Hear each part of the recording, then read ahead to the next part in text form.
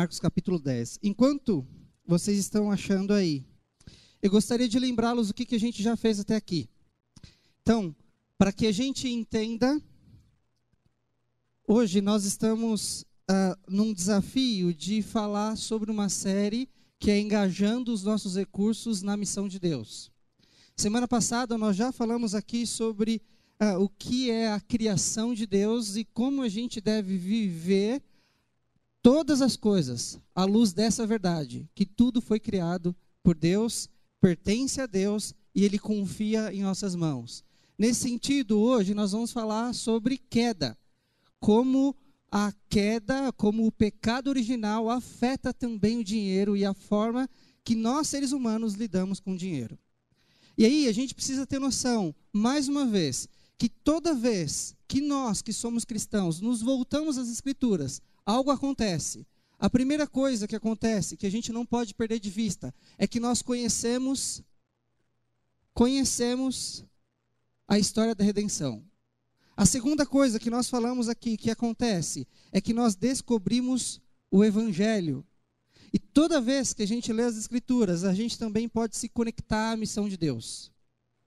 E, sobretudo, toda vez que nós temos contato com as Escrituras, que nós lemos a Bíblia, nós podemos adquirir uma nova visão de mundo, uma cosmovisão cristã, um novo jeito de olhar para o mundo. E aqui a gente precisa se lembrar de uma coisa. Toda vez que a gente confessa a fé em Jesus, que um ser humano confessa a fé em Jesus, o coração dele, esse coração que antes era de pedra, esse coração que antes estava morto, segundo as Escrituras, esse coração que não desejava Deus, Deus vai transformando esse coração e fazendo com que esse coração se torne um coração renovado pelo Senhor.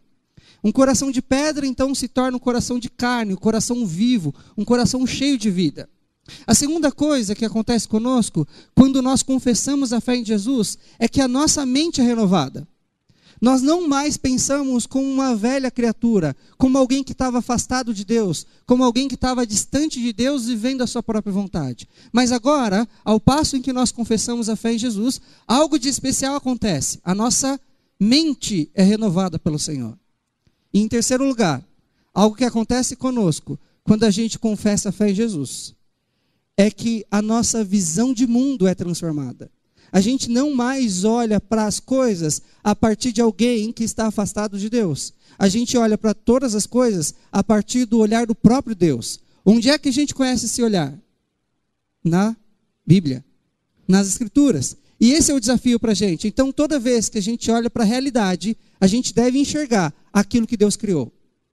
Toda vez que a gente olhar para o nosso casamento, que a gente olha para os nossos filhos, que a gente olha para o mundo, que a gente olha para a educação, que a gente olha para a política, que a gente olha para a economia, que a gente olha para os nossos vizinhos, a gente tem que enxergar aquilo que Deus criou.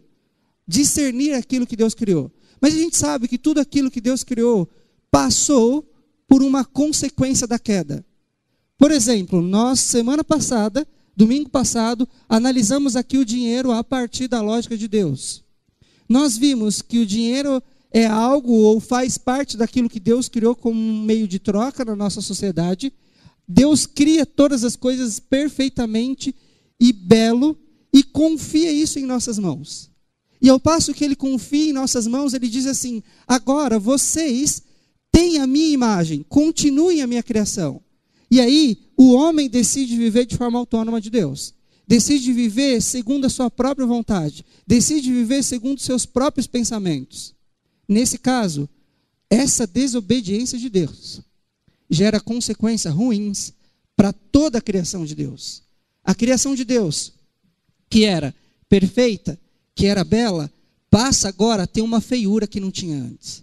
Passa agora a sofrer as consequências da queda.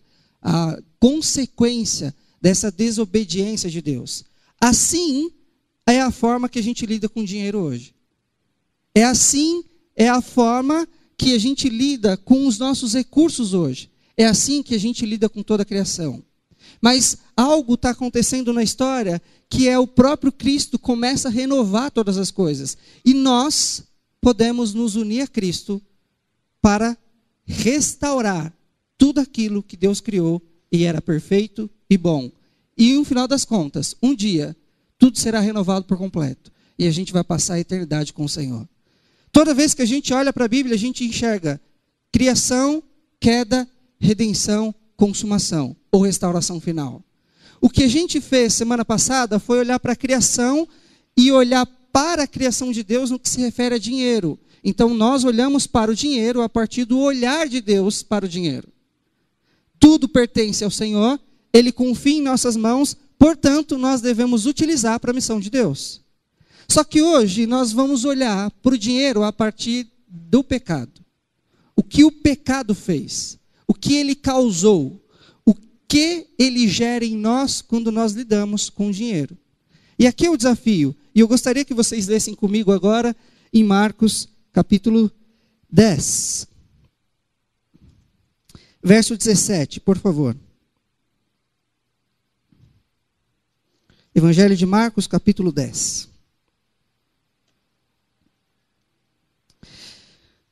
Quando Jesus ia saindo, o homem correu em sua direção e se pôs de joelhos diante dele e lhe perguntou: Bom mestre, que farei para herdar a vida eterna? O que eu posso fazer para herdar a vida eterna? Leia comigo agora o verso 29. Jesus respondeu: Digo-lhes a verdade, ninguém que tenha deixado casa, irmãos, irmãs, mãe, pai, filhos ou campos, por causa de mim e por causa do Evangelho, deixará de receber 100 vezes mais, já no presente, casas, irmãos, irmãs, mães, filhos e campos, e com eles perseguição. E na era futura, a vida eterna. Contudo, muitos primeiros serão últimos e os últimos serão os primeiros. O que está acontecendo nesse texto? Nós só lemos o começo e lemos o final da história. Eu tenho para mim que essa é uma das histórias mais fantásticas que tem no Novo Testamento. Uma das histórias mais marcantes. O que era comum acontecer nos tempos de Jesus. Em Israel, até hoje, há muitos judeus, há muitos rabinos. E esses rabinos são comumente chamados de mestres.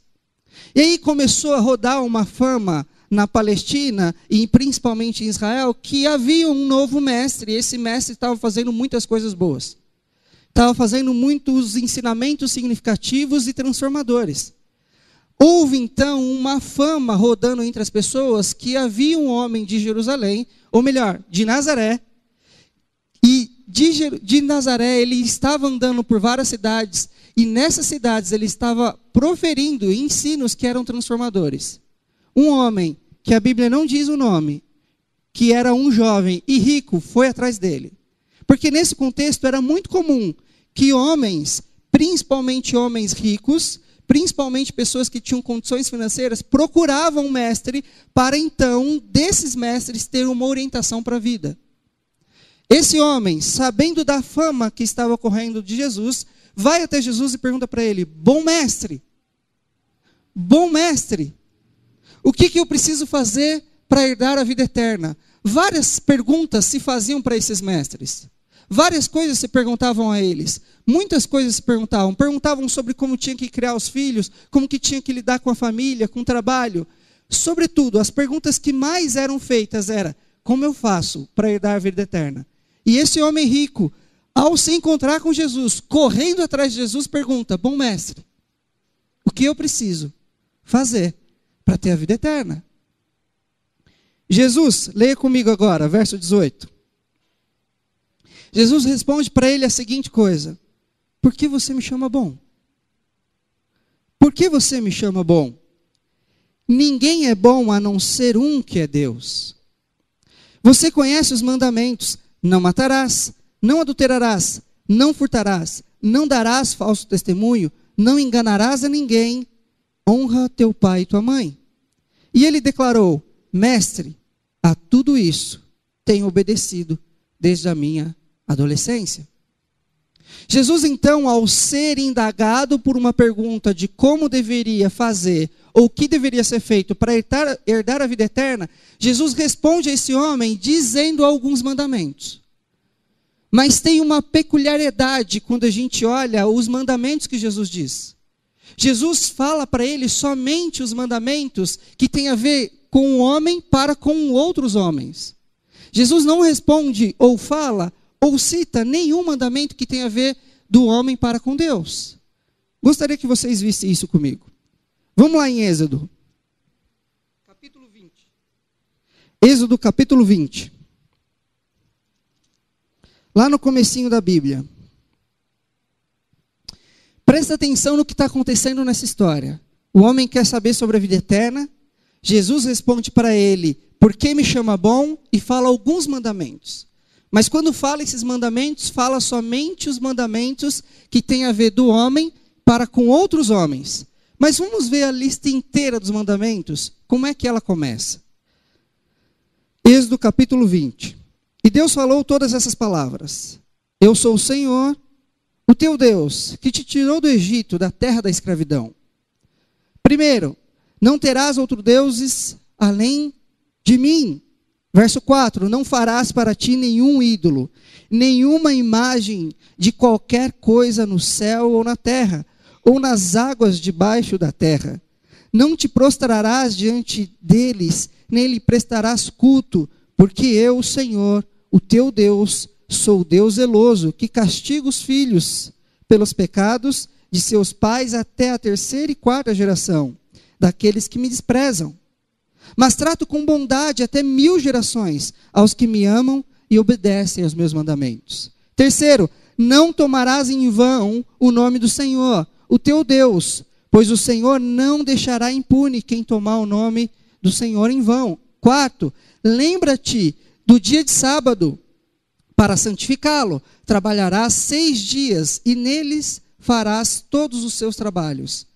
Mas o 7º dia é o sábado, dedicado ao Senhor, o teu Deus. Nesse dia não farás trabalho algum, nem tu, nem teus filhos ou filhas, nem teus servos e servas, nem teus animais, nem os estrangeiros que moram em suas cidades.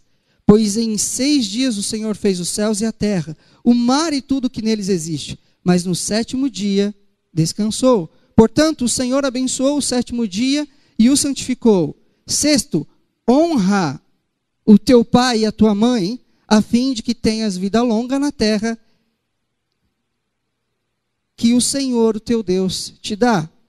Não matarás, não adulterarás, não furtarás, não darás falso testemunho contra o teu próximo, não cobiçarás a casa do teu próximo, não cobiçarás a mulher do teu próximo, nem seus servos ou servas, nem boi ou jumento, nem coisa alguma que lhe pertença.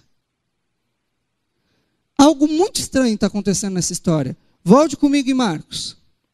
Algo de muita singularidade está acontecendo aqui, algo muito peculiar. O homem indaga a Jesus sobre como herdar a vida eterna. Jesus responde para ele parte dos mandamentos que Moisés tinha recebido do Senhor. Só que quando a gente olha para esses mandamentos que Jesus deu, algo que a gente percebe é que Jesus só cita para ele os mandamentos que têm a ver com outras pessoas, não o relacionamento dele para com Deus. E a gente começa a se fazer uma pergunta: o que é que está acontecendo? O que está acontecendo nessa história que Jesus não cita todos os mandamentos, mas somente alguns deles? O que está acontecendo aqui que Jesus responde com mandamento, mas não diz todos, para uma pergunta de quem quer herdar a vida eterna? E aí algo que a gente precisa prestar muita atenção, e aí eu gostaria que vocês caminhassem comigo, é algo extraordinário que está acontecendo nesse texto. Leia comigo, verso 21. Jesus olhou para ele e o amou. Marcos, capítulo 10, 21. Jesus olhou para ele e o amou. Falta-lhe uma coisa, disse Jesus a esse homem. Vá, venda tudo que você possui e dê o dinheiro aos pobres, e você terá um tesouro no céu. Depois, venha, siga-me. Diante disso, ele ficou abatido e afastou-se triste, Porque tinha muitas riquezas. Aqui a gente descobre a principal razão do porquê Jesus responde com os mandamentos para esse homem. A primeira coisa que Jesus diz para ele é: por que você me chama bom, se não há nenhum homem sequer que seja bom? Somente o Senhor é bom. A primeira coisa que Jesus diz para esse homem é: não veja você mesmo mais do que aquilo que você é. Não olhe para si mesmo com uma expectativa maior do que aquilo que você é. Não veja em você algo que você não é. Jesus, a primeira coisa que diz para ele é: preste atenção, nesse mundo não há ninguém sequer que seja bom. Faça o seguinte, agora, olhe esses mandamentos. A primeira coisa que o homem faz quando ouve parte dos mandamentos é dizer para Jesus: Jesus, desde criança eu tenho praticado isso que o Senhor me disse. Só que Jesus não tinha dito tudo. Jesus tinha dito só uma parte. Jesus só tinha lidado até então com os mandamentos que tinham a ver com outras pessoas, não os mandamentos que tinham a ver com Deus. Quando a gente olha a resposta do homem para aquilo que Jesus tinha dito para ele, a gente percebe que algo está acontecendo no íntimo do coração desse homem. O que é que está acontecendo, Tony? Simples. Quando Jesus deixa de dizer os primeiros mandamentos e o homem fica triste ao passo em que Jesus diz para ele dar o que tinha, a gente percebe que esse homem, esse jovem rico, tinha diante de si mesmo um Deus falso.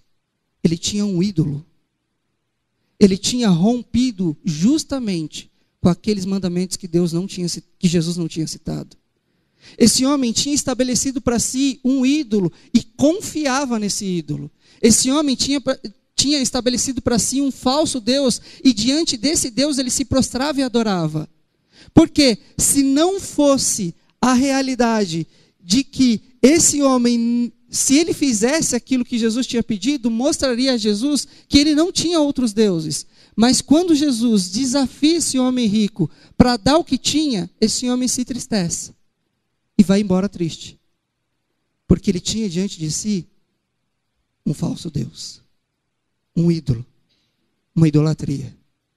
Quando Jesus cita os primeiros os mandamentos que tinham a ver com outras pessoas, ele diz assim: Jesus, eu estou ok, desde sempre eu faço isso. Desde sempre eu tenho feito aquilo que tem me pedido para fazer. Jesus diz para ele: então, se você tem sempre feito aquilo que é para fazer, dê tudo que você tem. E aí você me segue. Esse homem fica triste. Esse homem vira e deixa Jesus falando. Ele está diante de um Deus falso. Ele está diante de uma idolatria. Ele estabeleceu alguém para confiar. Ele estabeleceu alguém no lugar do próprio Deus. Algo que deve chamar a nossa atenção aqui é que esse homem se entristece, e essa palavra que foi usada para a tristeza desse homem só foi usada 3 vezes no Antigo Testamento.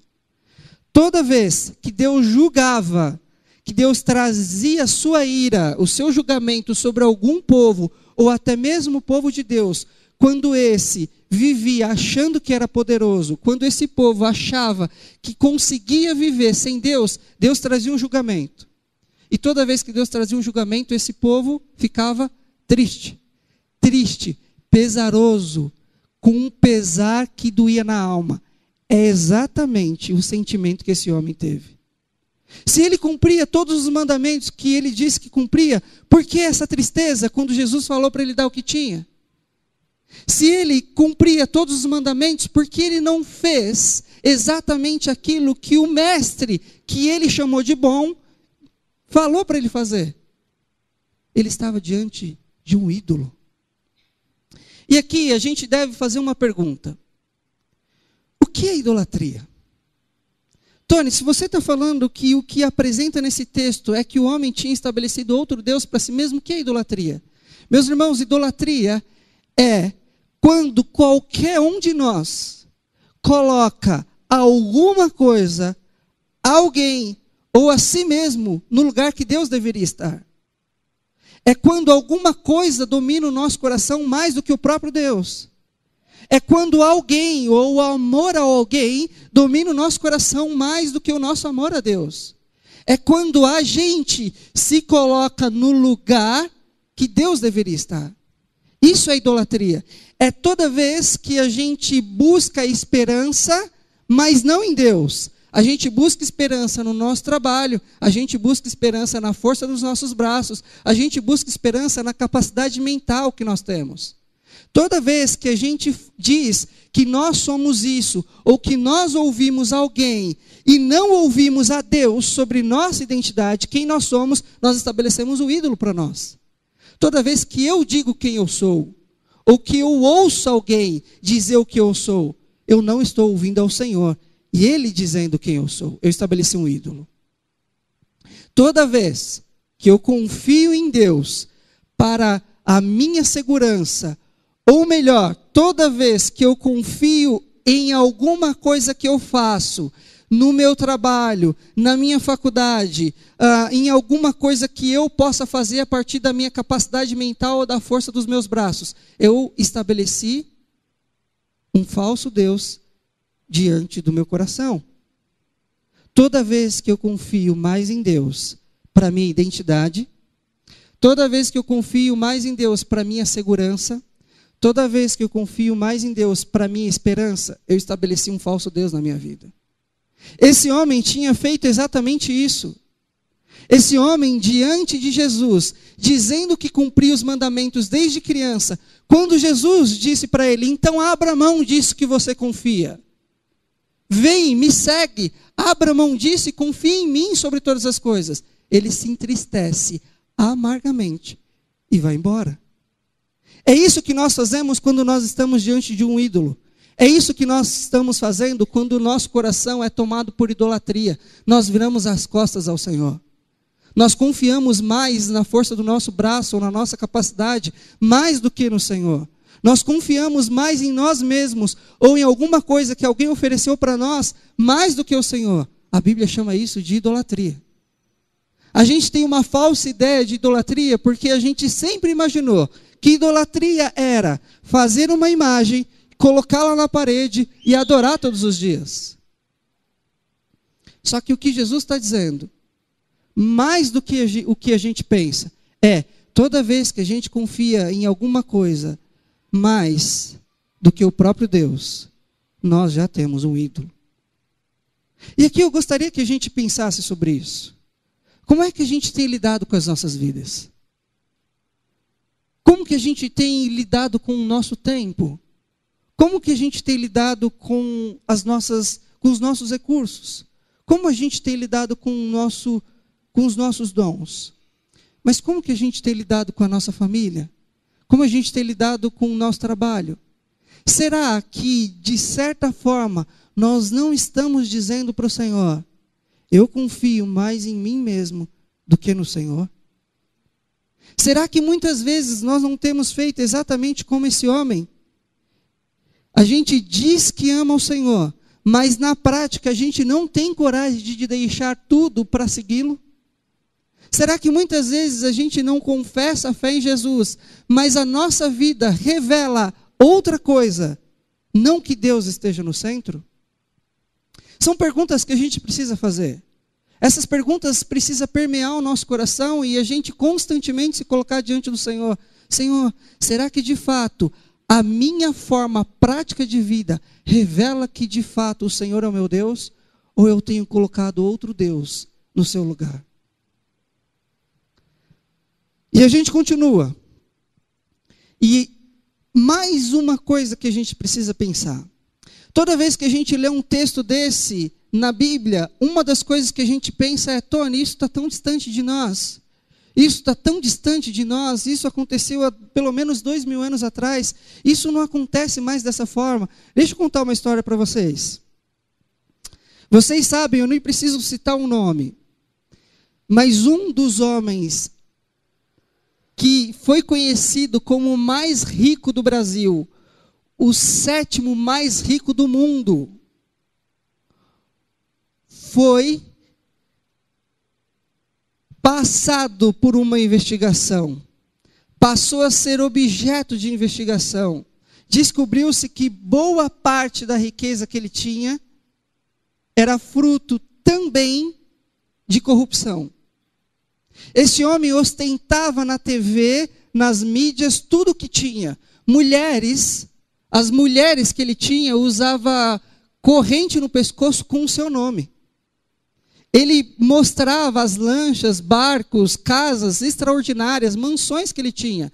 O homem mais rico do Brasil, 7º mais rico do mundo, hoje está preso em uma sala que é menor do que qualquer cômodo de qualquer uma das suas casas.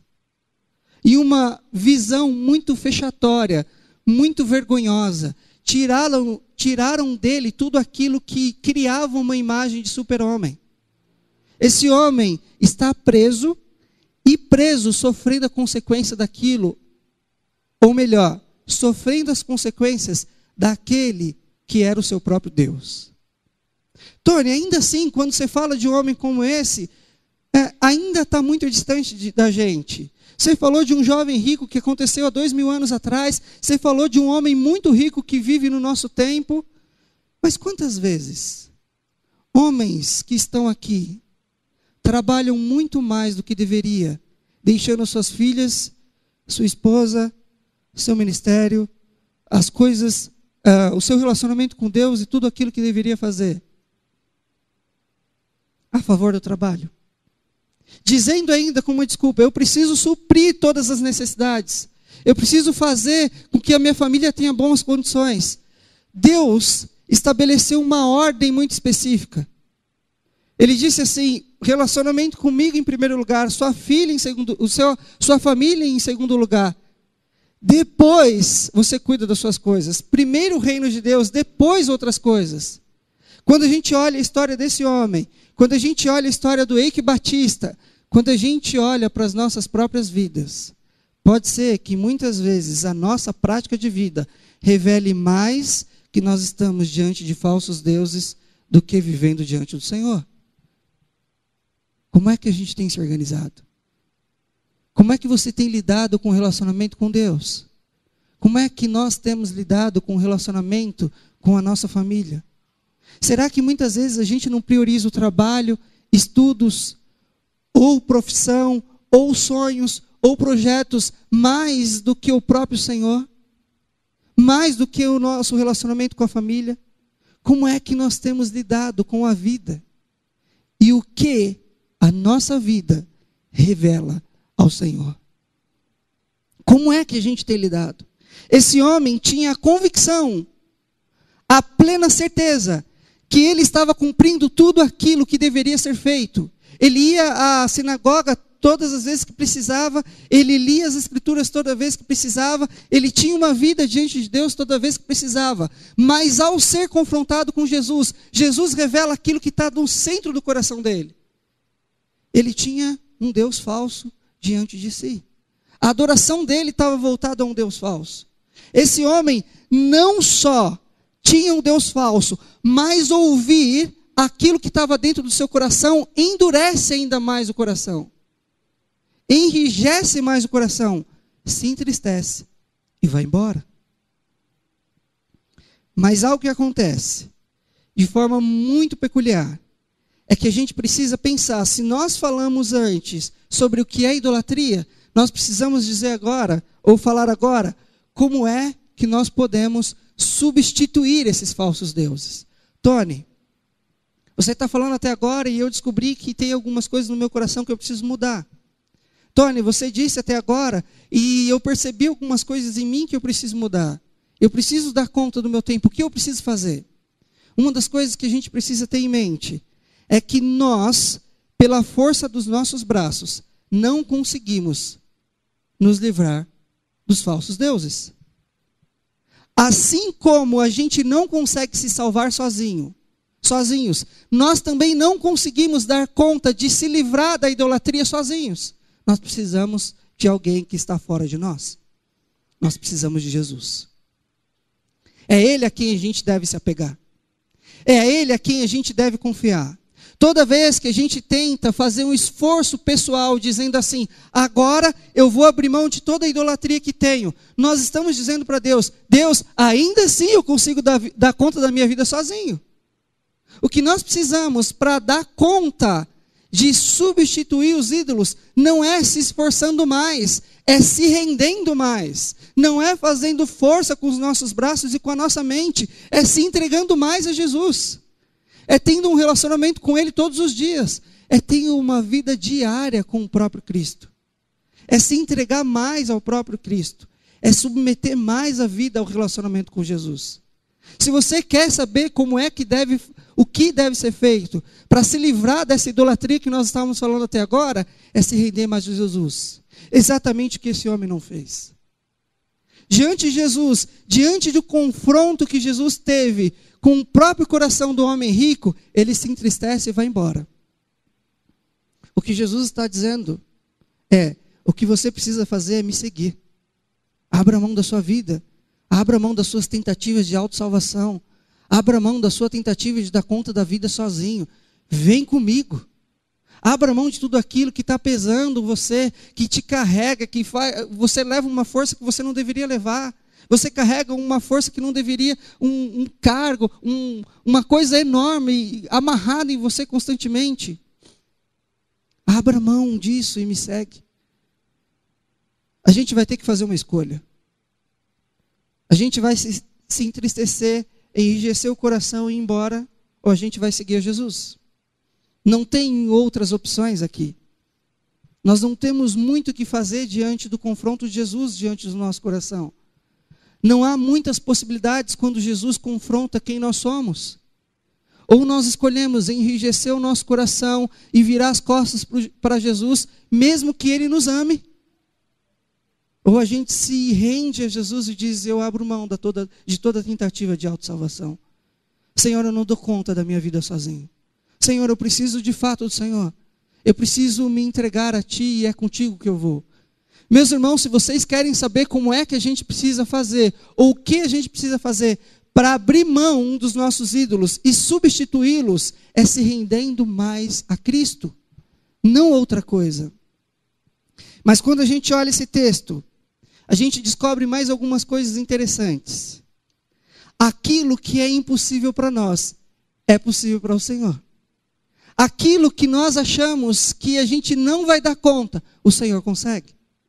Aquilo que a gente fica em desespero, a situação que nos traz desespero ao coração, que nos traz pesar ao coração, esse confronto que Jesus faz, deixa o nosso coração atento, dizendo, será que eu estou vivendo segundo a vontade de Deus? Quando a gente descobre que tem algumas coisas que a gente precisa arrumar, e a gente descobre também que não tem nada que nós podemos fazer, a não ser se render a Jesus, mesmo que seja impossível para nós, é possível para o Senhor. Leia comigo, Marcos capítulo 10, verso 23. Jesus olhou ao redor e disse aos seus discípulos, como é difícil aos ricos entrar no reino de Deus. Os discípulos ficaram admirados com essas palavras, mas Jesus repetiu, filhos, como é difícil entrar no reino de Deus.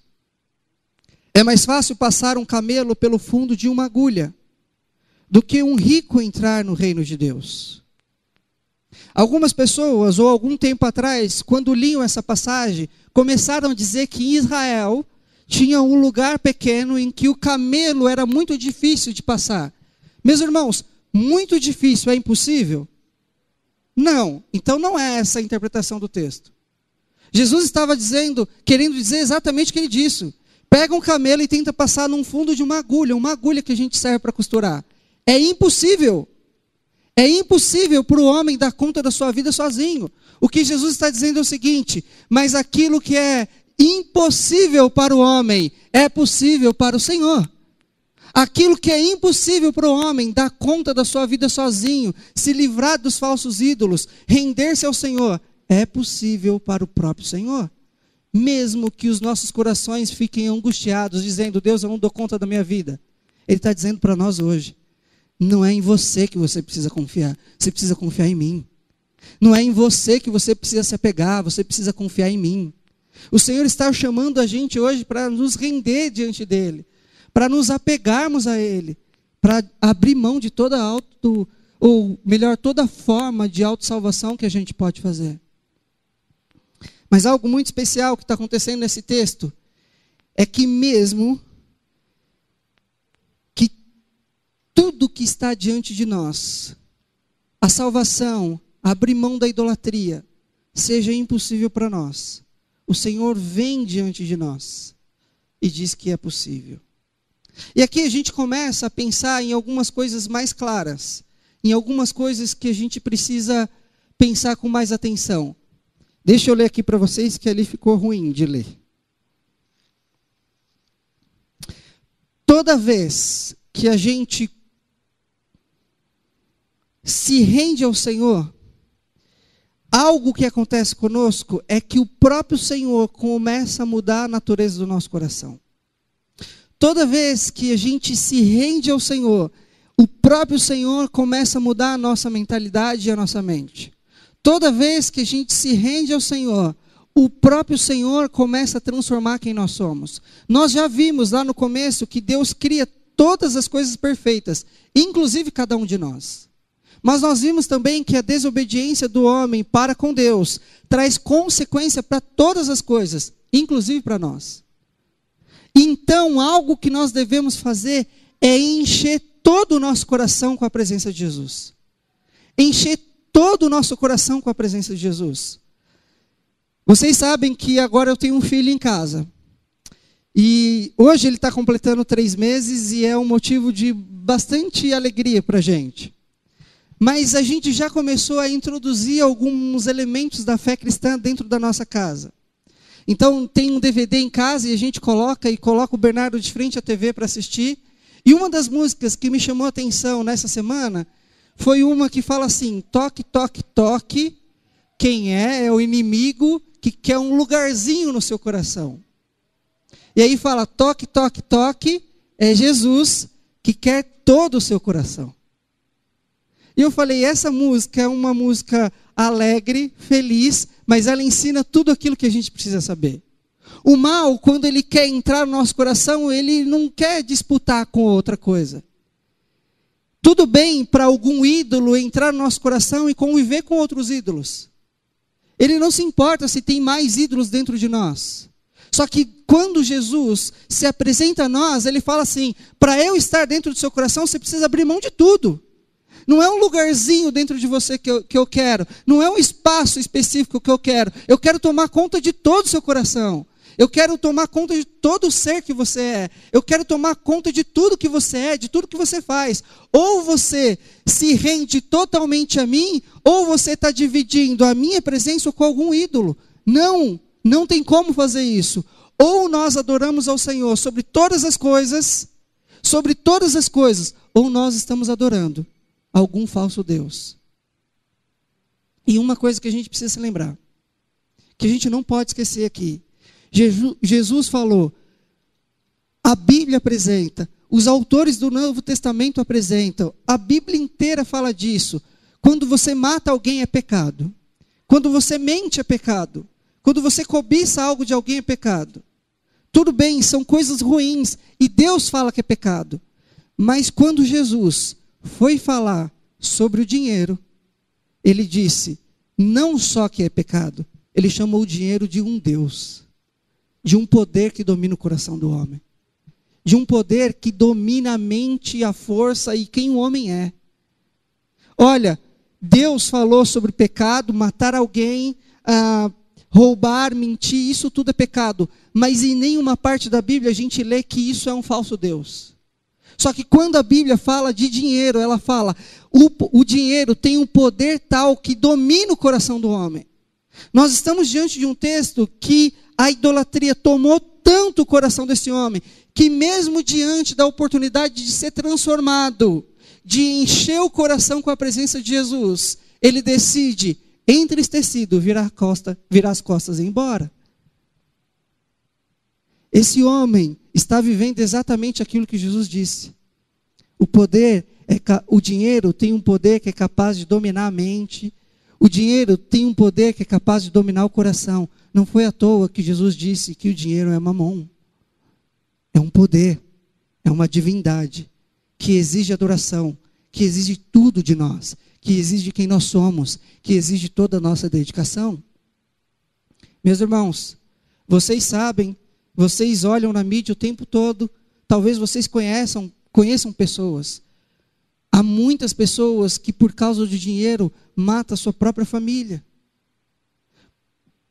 Muitas pessoas que por causa do dinheiro brigam com irmãos e familiares.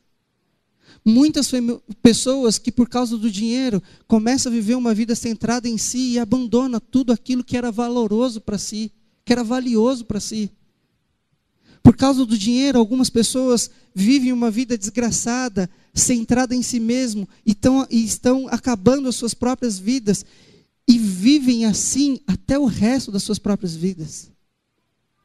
Se a gente não levar em consideração aquilo que Jesus está dizendo para a gente, que o dinheiro tem o poder de dominar o nosso coração, a gente vai ficar rendido a uma divindade, que é um falso Deus. O Senhor está nos desafiando essa noite. Olha, você pode virar as costas e ir embora, mesmo que eu te ame. Foi isso que está escrito aqui, leia de novo o verso 21. Jesus olhou para ele e o amou. Mesmo diante do amor de Jesus, a gente pode virar as costas para ele e ir embora. E o que Jesus está dizendo para a gente hoje é: não deixe que eu seja o Senhor do seu coração. Deixe-me dominar o seu coração por completo. Não tenha diante de mim outros deuses. Não se renda a ele, não adore a eles. Nós precisamos encher todo o nosso coração com a presença de Jesus. Tony, agora que a gente está entendendo o que está dizendo aqui, como é que a gente deve viver? A primeira coisa que a gente precisa ter em mente é que a contribuição demonstra que nós adoramos ao Senhor. Aqui a gente começa a avaliar de forma mais prática. Por quê? Nós já entendemos o que nós devemos fazer. Agora, como é que a gente tem que fazer isso? Tony, eu já entendi que eu corro grande perigo quando eu coloco alguma coisa no lugar de Deus. Principalmente no que se refere ao dinheiro. Mas como é que eu devo viver agora? O que eu devo fazer agora? A primeira coisa que a gente precisa ter em mente é que a contribuição é uma demonstração que a gente ama ao Senhor e não ao dinheiro. Faça uma avaliação. Como é que a gente tem lidado com o nosso dinheiro? Quem dá o tom da administração do nosso dinheiro? Quem dá o tom de como a gente lida com os nossos recursos? Toda vez que a gente pensa sobre dinheiro e que a gente sofre em tirar e contribuir, algo que a gente está revelando do nosso coração é que ele está diante de um falso Deus. Tony, o que você está dizendo? Eu estou dizendo o seguinte, meus irmãos. Porque é tão fácil a gente sair e gastar muito mais de R$100 em um restaurante, e quando a gente vai ofertar, contribuir, dizimar, suprir a necessidade de alguém, a gente sofre para isso. Por que a gente sofre tanto para isso? E a gente vai para o restaurante e gasta com tanta facilidade? Talvez algo que esteja acontecendo é que o nosso coração ainda não foi dominado 100% pelo Senhor. Talvez a demonstração da falta da nossa contribuição demonstra ao Senhor que nós temos outros deuses. Ou não foi exatamente isso que Jesus falou para esse jovem rico? Se você de fato vive para o Senhor, como você diz que está fazendo, dê tudo que você tem. Me siga, não deixe que nada fique entre você e mim. Não deixe que nada se estabeleça com um falso Deus e você adore mais alguma coisa além de mim. Ou você me ama sobre todas as coisas. Portanto, se você me ama sobre todas as coisas, você vai fazer o que o Deus deseja, o que o Pai deseja, o que Cristo deseja. Não vai mais seguir o seu próprio coração. Meus irmãos, contribuir ou não, seja aqui na igreja com ofertas e dízimos, seja em uma instituição missionária ou social, seja suprir a necessidade de alguma família, demonstra ao Senhor se nós o adoramos sobre todas as coisas ou não. Demonstra ao Senhor se nós estamos de fato dominados por Cristo ou não. Porque se nós não conseguimos contribuir, se nós não estamos conseguindo fazer isso, algum Deus está determinando como é que a gente deve viver, mesmo que seja eu mesmo. Eu decido o que eu vou fazer com as minhas finanças. É isso que a gente diz. Eu decido como eu vou administrar. É isso que a gente diz. Eu decido o que eu vou fazer com a minha vida. É isso que a gente diz. Mas a gente não pode se esquecer que quem disse isso pela primeira vez foi Adão e Eva. E causou toda a consequência que a gente vive. Quem desejou fazer o que queria com a sua própria vida foi Adão e Eva, pecando contra o Senhor. Nós que somos cristãos, que somos dominados por Cristo, que temos a presença de Cristo em nós, algo que acontece conosco é que quando Cristo domina o nosso coração, a gente não vive mais segundo o nosso próprio coração. A gente vive agora segundo o coração do Senhor, segundo os preceitos do Senhor, segundo a vontade do Senhor. E ele diz, simplesmente, assim como disse para esse homem, não deixe que nada, inclusive o dinheiro, domine o seu coração. Então, meus irmãos, a contribuição que a gente faz na igreja, a instituições ou a pessoas, demonstra se nós somos fiéis ao Senhor e se nós estamos adorando ao Senhor sobre todas as coisas. A segunda coisa que a gente precisa pensar de forma mais prática é que nós devemos doar sacrificialmente além do dízimo. Porque quando a gente fala que tudo pertence ao Senhor, que Deus criou todas as coisas, que Ele confiou isso em nossas mãos, e que Ele deseja que a gente cuide bem dessas coisas para honrá-lo, a gente já sabe que dizimar é uma coisa que a gente precisa fazer. A gente já sabe disso. Se tudo é do Senhor, a gente precisa continuar estabelecendo a presença de Deus no mundo, principalmente quando a gente investe na missão de Deus. A gente já sabe disso. Mas tem algumas pessoas que eu ouço e falam assim, Tony, todo mês a primeira coisa que eu faço é tirar o meu dízimo e eu faço o que eu quiser com os 90%. Porque eu já fiz o que eu deveria fazer. Eu já dei os meus 10% ao Senhor, à casa de Deus, e eu faço o que eu quiser com os 90%. Eu administro do jeito que eu acho que eu devo fazer. Meus irmãos, nós não estamos mais longe de Cristo fazendo o que a gente quiser. Nós estamos com a presença de Cristo dentro de nós. Ou você acha que Cristo só deseja 10% da gente? Cristo quer dominar o nosso coração a tal ponto que Ele diz, não é 10%, é 100% do que você tem pertence a mim. Portanto, você vai fazer com 100% aquilo que o Pai deseja, não mais aquilo que você deseja. Nós precisamos doar sacrificialmente além do dízimo. Nós precisamos ir muito mais do que a gente já tem feito. Tony, e onde é que eu devo fazer isso? Meus irmãos, aqui a gente tem a oportunidade de ofertar e dizimar. Terceira coisa que a gente precisa pensar aqui. Doar sacrificialmente de modo que tenhamos um estilo de vida simples. Tem uma história de um homem que eu gostaria de compartilhar com vocês, que é um dono de um jornal americano. E esse homem descobriu, logo na transição do jornal impresso para o jornal tabloide online, que ele poderia investir nisso. E conforme ele foi investindo nesse jornal impresso e nesse jornal online, ele começou a ganhar muito dinheiro e muito dinheiro. E toda vez que quanto mais ele investia, mais dinheiro ele ganhava. Só que porque entendeu que era cristão, ele resolveu fazer uma coisa que ele entendeu lendo as Escrituras. Esse homem passou a investir na Aliança Bíblica Universitária, a ABU, aqui no Brasil. Tem jovens daqui da igreja que participam desse projeto.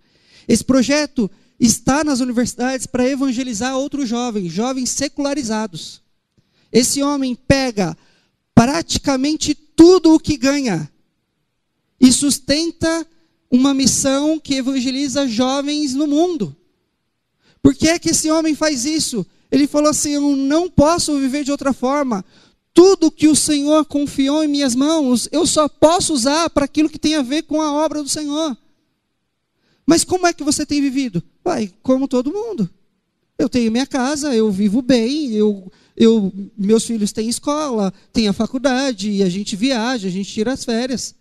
Mas eu ganho tanto dinheiro, que eu não poderia fazer outra coisa a não ser investir na própria missão de Deus. Se você compara esse homem e a quantidade de dinheiro que ele ganha com outros homens que ganham a mesma quantidade de dinheiro, você vê uma diferença de vida absurda. Por quê? Porque esse homem entendeu que o que ele tem não é dele, é confiado pelo Senhor para ele, mas não pertence a ele. Deus nunca desistiu de dominar aquilo que é dele. Esse homem entendeu que ele precisa viver para a glória de Deus, com tempo, com recursos e com dons. Mas quando a gente ouve uma história como essa, a gente fala assim, Tolly, será que esse seria um modelo para todo mundo? Será que essa é a forma que todo mundo deveria fazer? E aqui eu gostaria que a gente pensasse sobre o maior exemplo que nós temos. A gente não pode se esquecer que mesmo que homens façam coisas boas e doem sacrificialmente, teve alguém na história que doou a sua vida sacrificialmente a nós. Jesus estava em um ambiente de glória, junto com o Pai e com o seu Espírito. Os três numa harmonia perfeita, numa completude perfeita, não precisavam de nada. Eles auto se satisfaziam um na presença do outro. Jesus, Pai e o Espírito em uma dança eterna. Não precisa de nada fora disso. Eles criam seres humanos, esses seres humanos pecam contra Deus e decidem viver a sua maneira, não a maneira de Deus. Jesus, então, olhando para a realidade, diz ao Pai e ao Filho, pode deixar que eu desço. Pode deixar que eu vou lá na história deles. Jesus, então, sai desse ambiente de glória, essa presença, essa completude que estava o tempo todo, e vem para a nossa realidade. Ele se humilha. Ele deixa a sua presença maravilhosa e vem para o mundo de queda no qual nós vivemos. Ele se encarna. Só que quando vai nascer Rogério, ele não decide ir para o melhor lugar. Ele não decide ir para Dubai, para um hotel 7 estrelas. Ele decide ir para um lugar tranquilo. E não só tranquilo, mas extremamente simples. O rei do mundo nasce em um estábulo. O rei do universo nasce em um lugar que os animais dormiam. Vive uma vida durante 30 anos que pouco a gente sabe. Sabe o que ele fazia? Postava vários textos no Facebook. Criou e virou um youtuber. Nada disso, ele foi aprender a profissão do pai dele, terreno, José, e começou a trabalhar em madeira, um carpinteiro. Em determinado momento, começa a sua vida pública, e ao começar a sua vida pública, as pessoas começam a ter fama, acontece esse episódio que nós lemos, mas algo muito especial acontece. Ele começa a ser perseguido por causa daquilo que ele estava fazendo para o pai. Esse homem não tinha nenhum pecado sequer. Esse homem não tinha um erro sequer. Esse homem nunca tinha desviado os seus passos. Esse homem nunca tinha olhado de forma errada para alguém. Esse homem nunca tinha dito nada que ofendesse ao Senhor.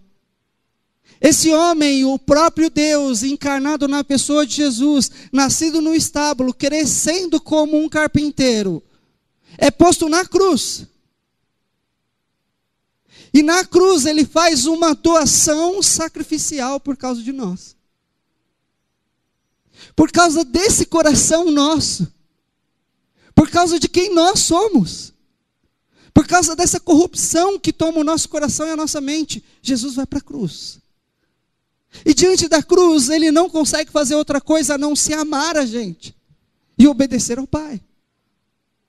E em determinado momento ele não consegue dizer outra coisa. A não ser, Pai, por que é que o Senhor está me deixando? E é como se Deus respondesse, é porque eu estou pegando todos os pecados daquele povo que estará na comunidade Atos, em novembro de 2017, e vou colocar sobre você, filho.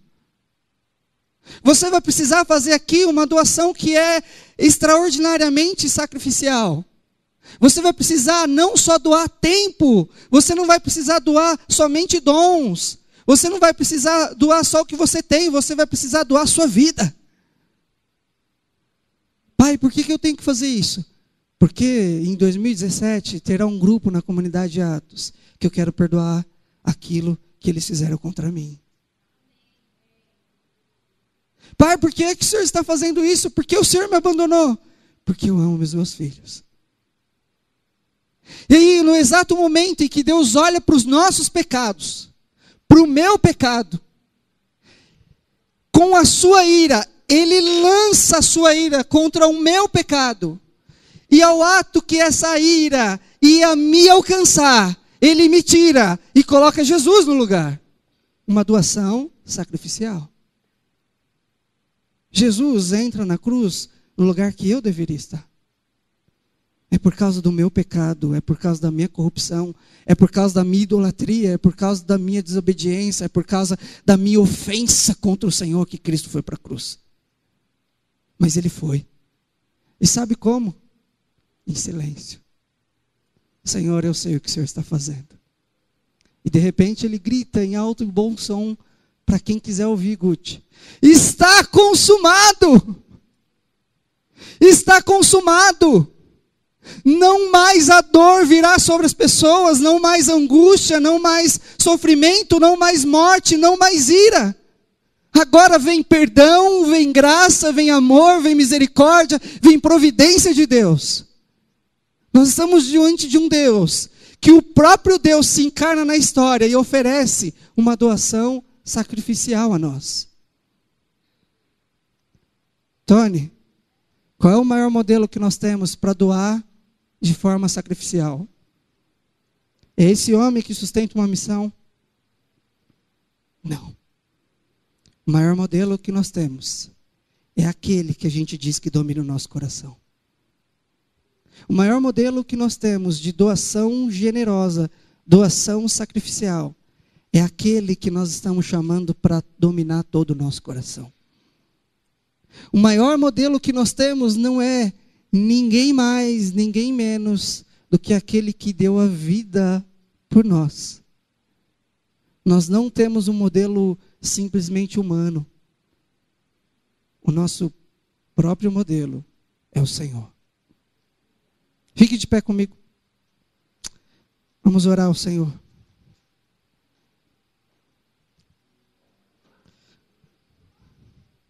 Eu gostaria já de chamar o grupo de louvor aqui. Meus irmãos, eu sei que algumas vezes a gente tem tentado dar conta da nossa própria vida, mas talvez hoje a gente tenha descoberto em especial que, mesmo tentando dar conta da nossa própria vida, a gente não tem dado conta. Muitas vezes a gente tenta caminhar por um caminho seguro que a gente acha que é correto. E a gente tem a plena convicção que nós estamos 100% agradando ao Senhor, como aquele jovem rico tinha certeza que estava agradando a Deus. Mas talvez hoje, o Senhor tenha falado no seu coração, assim como tem falado no meu coração, que o que você precisa fazer é abrir mão das suas tentativas e se agarrar à certeza que é Jesus.